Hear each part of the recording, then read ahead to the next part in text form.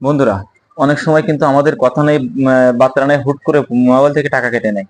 তো এই টাকা কাটা অপশনটা আমরা আজকে একটি কোডের মাধ্যমে বন্ধ করব। কিভাবে সেই প্রসেসটা আমি আজকে আপনাদের সাথে শেয়ার করব, যে কিভাবে আমরা একটি কোড ডায়াল করে এই সকল টাকা কাটা সার্ভিসগুলো বন্ধ করব। তো দেন আমরা চলে যাব মোবাইলের ডায়াল প্যাডে।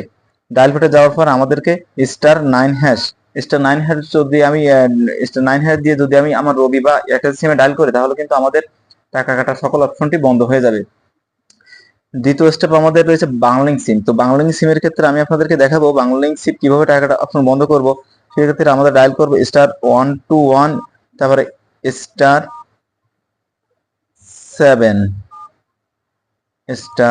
*1 *2 *1#। তো এই কোডটা আমরা ডায়াল করে দেবো বাংলালিংক সিমের ক্ষেত্রে। তো আমরা জিপি সিমের ক্ষেত্রে আমাদেরকে ডায়াল করতে হবে *121*6*1#। তো আমরা গ্রামীণ সিমের ক্ষেত্রে যদি আমরা ডায়াল করি, তাহলে কিন্তু আমাদের টাকা কাটা সকল অপশনটি বন্ধ হয়ে যাবে।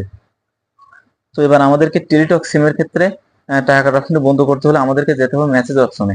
তো আমি চলে গেলাম মেসেজ অপশনে।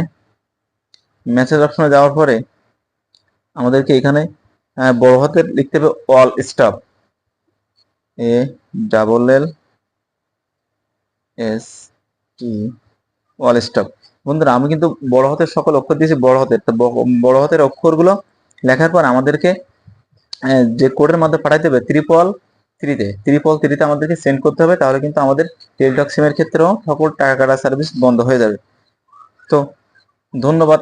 আর আমার এই ভিডিওটা যারা আপনি ফেসবুক থেকে দেখছেন, তারা পেজটাকে ফলো দিয়ে রাখবেন, এবং ইউটিউব থেকে যারা দেখছেন তারা ইউটিউবটাকে আপনারা সাবস্ক্রাইব করে দিবেন, আর একটা লাইক কমেন্ট করবেন। ধন্যবাদ সবাইকে।